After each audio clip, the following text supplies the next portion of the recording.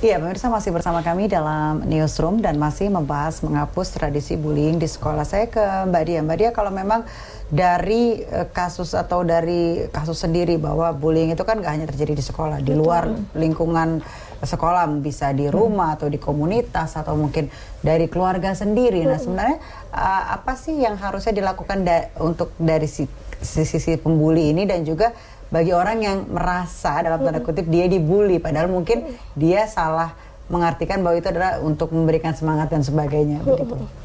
Jadi kalau untuk pada anak ya ini khususnya lingkungan yang paling berpengaruh pada anak adalah di keluarga, terutama orang tua, pengasuhan orang tua. Orang tua harusnya bisa menerapkan 5K dalam pengasuhannya. Kasih, komitmen, kompak, konsekuen, dan juga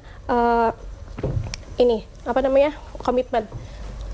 Oke. Jadi dalam pengasuhan itu orang tua harusnya bisa apa yang dia ucapkan itu sesuai dengan perilakunya. Jadi konsekuen gitu. Konsisten. Satu lagi tadi. Jadi tidak tidak menimbulkan anaknya jadi nggak bingung nih, loh orang tua ngomongnya A tapi kok perilakunya B. Kalau misalnya ada timbul kebingungan itu, anak akan kesulitan dalam menentukan sikapnya seperti apa. Kemudian yang paling penting lagi adalah kasih. Dalam perilakunya orang tua harus sangat-sangat menunjukkan kasihnya kepada anak. Even dalam hal menasehati atau mungkin memarahi pun harus tetap dengan kasih. Makanya ada namanya tough love. Di situ orang tua harus bisa menerapkan itu. Kemudian juga orang tua harus bisa menekankan pada anak dari kecil yang benar seperti apa, salah seperti apa. Jadi wisdom di situ ada main. Nilai norma-norma yang benar seperti apa, salah seperti apa. Kemudian juga sehingga anak nanti tidak akan salah persepsi ya Bu ya. Karena dalam bullying ini kan sangat ini. Bully itu adalah dikatakan bully ketika seseorang merasa tidak nyaman dan menyakitkan baik itu secara verbal, fisik maupun psikologis. Dan itu baik itu dilakukan secara satu kali ataupun berulang-ulang. Ketika itu sudah tidak nyaman, itu namanya bully. Dan ketika sudah dan bully itu tidak hanya ada pelaku dan juga korban, ada juga yang hanya menonton saja atau namanya bystander.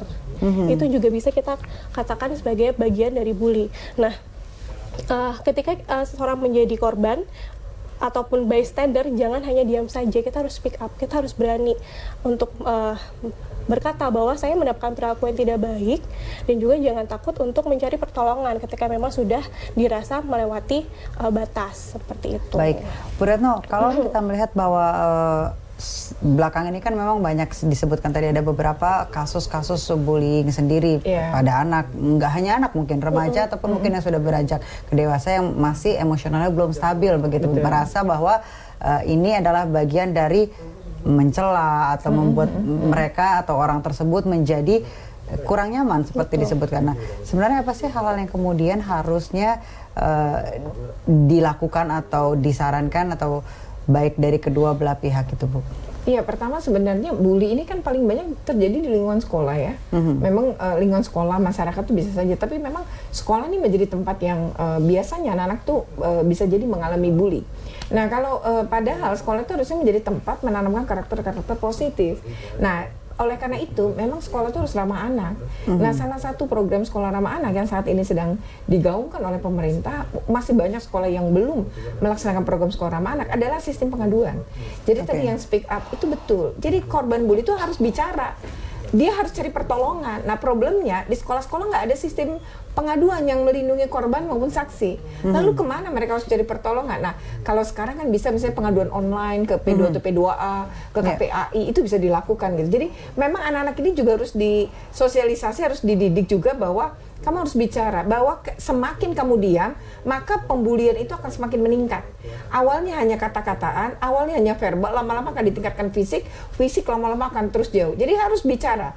Nah, kalau kemudian dia sudah bicara dan takut dampak itu sesaat. Tapi kalau memang diatasi dengan benar, maka sebenarnya dampak itu sangat bisa diminimalkan. Jadi nggak perlu takut. Agar orang tuh nggak perlu pikir panjang anak-anak yang mengalami bully. Lakukan, melawan. Dengan cara apa salah satu melawan? Bicara. Kepada siapa? Orang dewasa yang dia percaya. Segera minta pertolongan. Baik, jadi kalau memang nggak bisa membalas langsung, minimal ada orang untuk ngomong biar dibalaskan begitu ya. Kalau misalkan itu tadi ya, jadi empati, kepekaan. Bu Retno, kalau kita melihat bahwa tadi apa aja sih yang kemudian menjadi umum di anak-anak ketika yang menjadi dibully, misalkan ketika sudah ngata-ngatain dari tubuh, bagian tubuh tertentu, warna kulit dan sebagainya, itu kemudian nanti kita bisa gitu Bu ya, misalkan nanti melaporkan? Bisa. Jadi gini, ketika ada laporan dalam satu sekolah terjadi dan sekolah mengabaikan, laporkan ke KPAI. Nanti KPAI akan memanggil sekolah dan dinas pendidikan untuk membahas itu, karena ini harus dihentikan. Jangan-jangan banyak anak yang mengalami cuma nggak berani ngomong kayak anak ini. Nah, berarti sistemnya harus dibangun. Jadi melindungi anak-anak di sekolah ini memang harus disadarkan kepada guru, karena guru tuh kerap kali gini juga ya, mereka merasa bahwa mendidik itu adalah salah satu dengan kekerasan, bahwa mendisiplinkan anak itu dengan kekerasan, dan rasanya mendisiplinkan itu anak yang salah harus dihukum. Jadi pikirannya adalah menghukum, padahal ada cara lain, tidak hanya hukuman gitu. Ketika anak itu kita harap punya efek jera. Jadi yang kerap kali gini, kamu bully dia ya, berawas kalau ini, itu adalah sesuatu ancaman yang ini bukan efek jera, nanti dia akan melakukan lagi tapi lebih hati-hati.